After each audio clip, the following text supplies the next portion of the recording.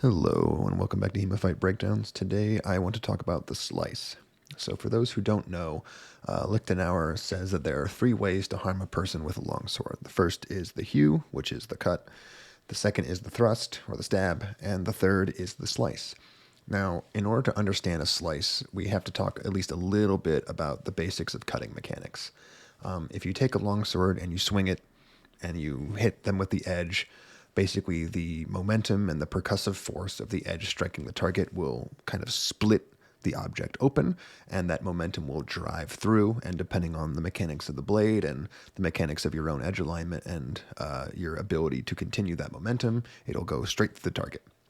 Slicing does something very different. If you want to imagine, like if you take a piece of paper and you just start wailing it against your finger like it's a sword, nothing's ever going to happen.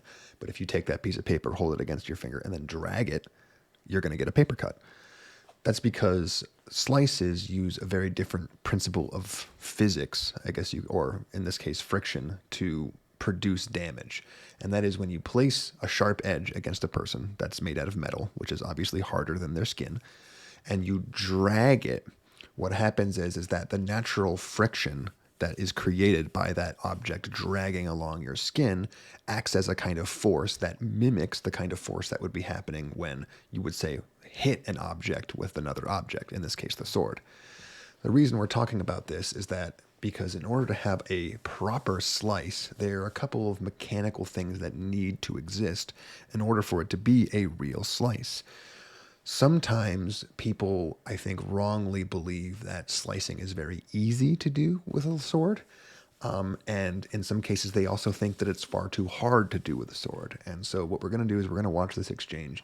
And what we're going to do is we're going to break down the elements of this slice and why it would or would not work.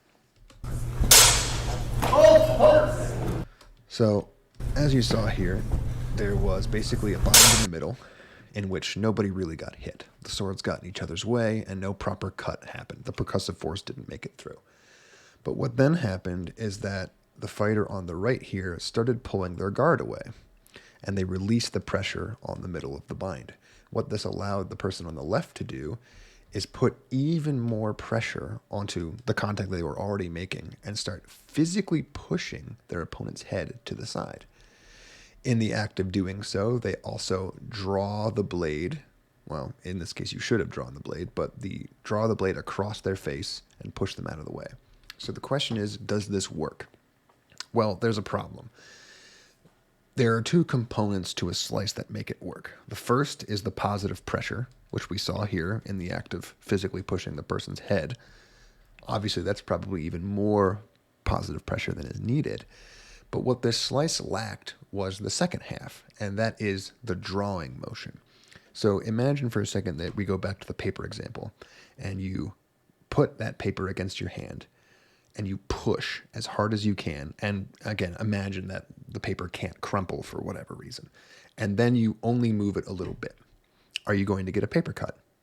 Maybe, maybe not. It's hard to say. Suddenly, we're talking about the mechanical advantages and disadvantages of the paper rather than the cut.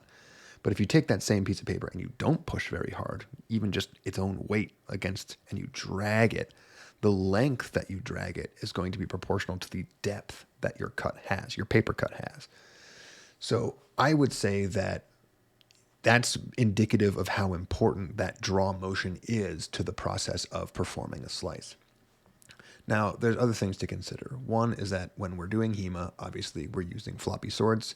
They don't have an edge.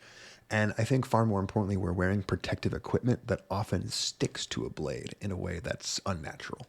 If you were to take a razor blade and hold it against your skin and pull it, there would be very little resistance.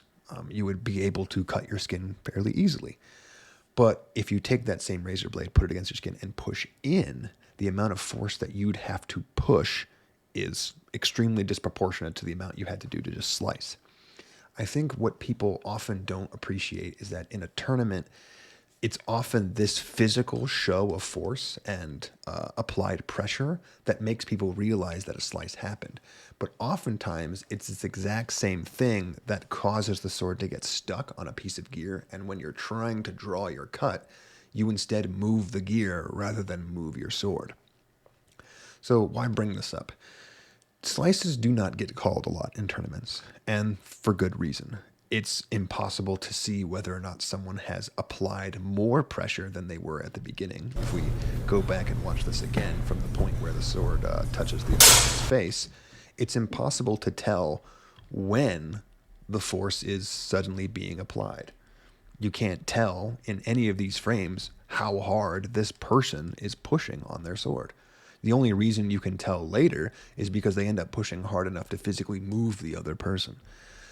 Furthermore, if you look only for drag, the amount of distance traveled, you might look at this and go, oh, well, there was no distance traveled. That's a bad slice. Nothing happened. It was just a push. But you would also still pretty much be wrong, as what we see here is that the helmet is almost pulled off of the person's head because when attempting to drag the sword across their face, it got stuck on the helmet and pulled it instead of, traveling any distance. So what we have to look for instead when we're doing this is intent. And I know a lot of people when they're judging HEMA tournaments already sort of do this. But what you have to do is you have to understand and realize when slices are possible and then pay attention to that. Okay, that's going to be it for today. If you'd like to see your own footage featured on the channel, feel free to send me an email at HEMAFightBreakdowns@gmail.com. Thanks, and see you next time.